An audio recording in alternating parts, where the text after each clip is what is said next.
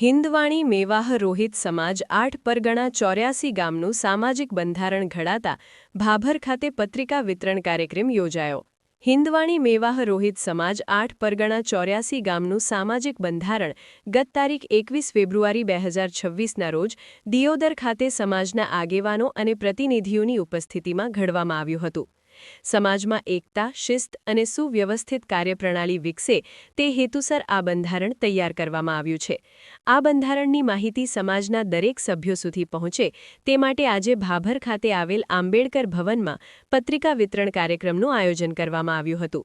કાર્યક્રમમાં સમાજના આગેવાનો, વડીલો તેમજ યુવા કાર્યકરો મોટી સંખ્યામાં ઉપસ્થિત રહ્યા હતા.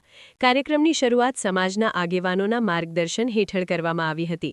આ પ્રસંગે હિન્દવાણી મેવાહ રોહિત સમાજના સામાજિક બંધારણ અંગે તૈયાર કરાયેલી પત્રિકાઓ સમાજના સભ્યોને વિતરણ કરવામાં આવી હતી, જેથી દરેક સભ્યને બંધારણના નિયમો અને માર્ગદર્શિકાની સંપૂર્ણ જાણકારી મળી શકે.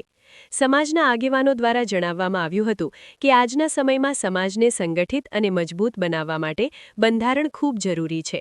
બંધારણના માધ્યમથી સમાજમાં શિસ્તબદ્ધ વ્યવસ્થા જળવાઈ રહેશે તેમજ સમાજના વિવિધ કાર્યક્રમો અને નિર્ણયો પણ નિયમિત રીતે લેવામાં સહેલાઈ રહેશે.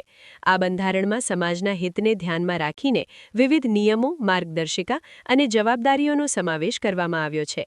કાર્યક્રમ દરમિયાન વક્તાઓએ સમાજના ભાઈઓ અને બહેનોને સંબોધતા જણાવ્યું હતું કે સમાજના વિકાસ માટે શિક્ષણ, એકતા અને પરસ્પર સહકાર ખૂબ જરૂરી છે.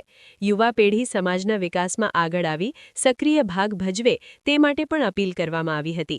સાથે જ સમાજના દરેક સભ્યોએ બંધારણના નિયમોનું પાલન કરી સમાજને વધુ મજબૂત બનાવવામાં સહકાર આપવો જોઈએ તેવી લાગણી વ્યક્ત કરવામાં આવી હતી.